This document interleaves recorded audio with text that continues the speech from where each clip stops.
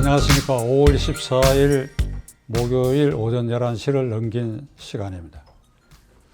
지금 이 온 나라가 들썩거리도록 시끄럽게 뉴스화되어 있는 것이 정의연대 이사장이었고 정신대 대책협의회 이사장이었던 윤미향 씨가 여당의 비례대표 의원으로 국회에 입성하는 걸 계기로 위안부 피해자 할머니 중에 한 분인 이용수 할머니가 지난 월요일 기자회견을 통해서 우리는 지난 30년 동안 정신대 효과정의연의 그 핵심 간부들에 의해서 속았다, 당했다. 도대체 거둬들인 기부금, 그 다음에 정부 공공기관의 헌금 이런 것들을 다 어디에 썼는지 우리에게는 쥐꼬리만큼 주는 둥 마는 둥 하고 자기들끼리 어떻게 했는지 밝혀야 된다. 아주 엄청난 폭로성 기자회견을 해서 말썽이 되기 시작했습니다. 다음날 이해찬 민주당 대표는 진실을 먼저 밝히는 것이 우선이다. 그러니까 그 할머니 말씀대로 회계 부정이 있었고 기부금 등이 어떻게 사용됐는지 그 밝히는 것이 우선이다. 이렇게 처음에는 반응을 보였습니다. 그러자 이틀이 지나고 나서는 민주당의 태도가 돌변했습니다. 이건 친일 반동 보수 세력과 일부 언론이 작당을 해서 인권 평화 세력의 흠집을 내고 가짜 뉴스를 퍼뜨리고 윤미향을 옥죄고 있다. 저는 이 단계에서 이해찬 대표와 문재인 대통령 주변의 핵심 정권 실세들에게 묻지 않을 수가 없습니다. 이번에도 이게 친일 매국노 프레임, 그 틀을 앞세워가지고 조국 사태처럼 국민을 그 방향으로 진실을 덮으면서 오도하고 이끌려 하고 있습니다. 이해찬 대표 등에게 묻습니다. 그대들은 제1야당과 일부 언론을 외구, 토착 외구 세력이라고 지칭하고 있죠. 토착 외구 세력. 그럼 이번에 이용수 할머니도 그러면 토착 외구 세력의 한 부분입니까? 그 토착 외구 세력이 있다면 그 토착 외구 세력이 이용수 할머니를 부추겨 가지고 사태를 이와 같이 발전시키고 폭로시키고 그대들 말대로 가짜 뉴스가 생산이 되고 그런 것입니까? 도대체 이 땅에 토착 외구 세력이 있다 그러면 뭐를 지칭하는 것입니까? 그러니까 우리 아버지도 일제 말기에 창씨 개명을 한 사람들입니다. 그럼 창씨 개명을 한 후손인 저 같은 사람이 그럼 토착 외구 세력의 범위에 들어가는 겁니까? 이해찬 대표도 이번에도 이거 토착 외구 세력이 소행하라고 그런다 한다면 일본하고 단교를 합시다. 단교. 여기 대사관 철수하라고 하세요. 대사관 철수하라고. 그래야 되지 않습니까? 토착 외구 세력이 워낙 국내에 창궐 하고 있다. 그러니까 그게 여기 있는 주한 일본 대사관 탓이다. 그러니까 너희들 떠나라. 단교해버려야죠. 그런 배짱도 없이 그냥 어떤 사태가 생기면 토착 외구 세력이라고 반대 세력을 몰아붙이고 그러는데 이참에 다시 한번 요구합니다. 누가 어떤 세력이 어떤 범위의 사람들이 토착 외구 세력에 들어가는지 민주당에 입당만 하면 토착 외구 세력을 면할 수 있는 것인가? 청와대 행정관만 되기만 하면 토착 외구 세력을 면하는 것인가? 대답해야 할 것입니다.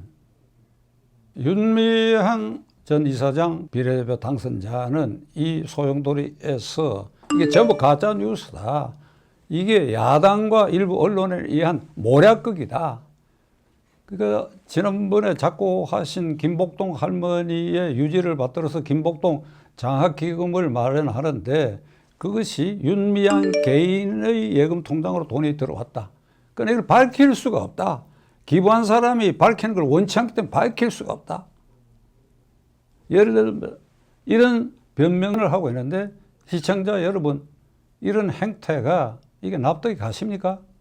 윤미향 씨는 이어서 이런 얘기를 했습니다. 조국 전 법무부 장관이 6개월 동안 그 부인, 아들, 딸 본인이 탈 틀리는 과정을 내가 지켜봤는데 나도 지금 그 꼴로 가는 거 아니냐.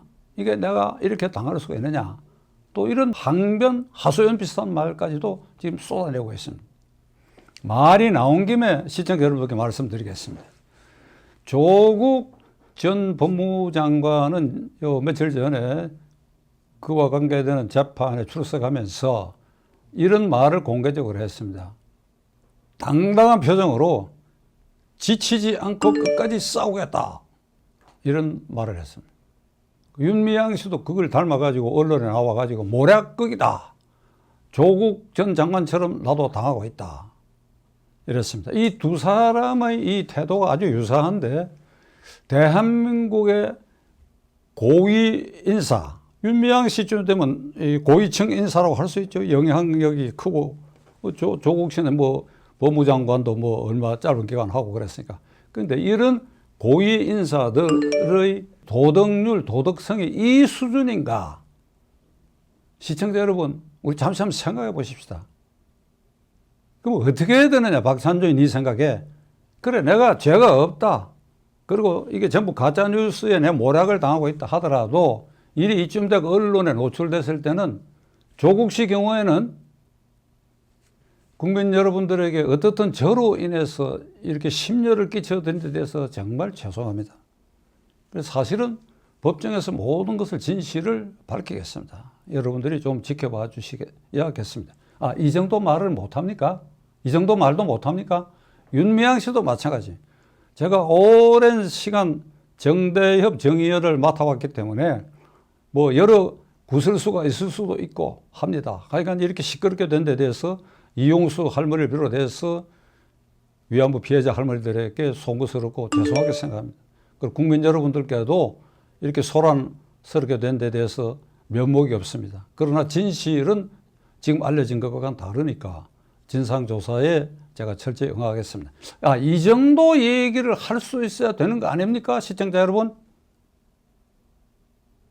저는 이미 나이가 들었습니다. 만일 제가 20대 시대로 돌아간다면 이 나라의 지도계층 인사들의 도덕성이 이런 정도 같으면 내가 앞으로 살아갈 긴 시간을 이 나라에서 살아야 될 것인가라면 근본적으로 검토하는 그런 심정에 도달할 수도 있을 만한 일이 제가 나이가 한창 들어서 이 꼴을 지금 보고 있는 것입니다. 겸손하고 때에 따라서는 고개도 좀 숙이고 송구스럽다는 말도 하고 고개를 빳빳이 들고 역공 오히려 삿대질을 하고 있어요. 삿대질. 국민을 향해서 삿대질을 하고 있어요. 그대들이 아무리 정당하더라도 지금 이 말썽의 소용돌이에서 그 속에서 그대들이 국민을 삿대질을 해? 문재인 대통령이 취임사에서 언급한 말이 나의 모든 정책은 기회는 균등하며 과정은 공정하고 결과는 정의롭다. 그러니까 문재인 대통령 측근과 그걸 지지하는 압도적 세력의 수장들은 그들이 마음먹고 행동하고 말하는 거 이게 모든 것이 그들이 정의를 재단하고 그들이 공정을 결정하는 것입니까? 자, 우리 국민들은 윤미향 사태를 지켜보기로 합시다. 이미 시민단체 등에 의해서 사기 횡령죄로 고발도 되어 있고 앞으로 이들이 어떤 태도로 나오는지 두 눈 부릅뜨고 지켜봐야 되겠습니다.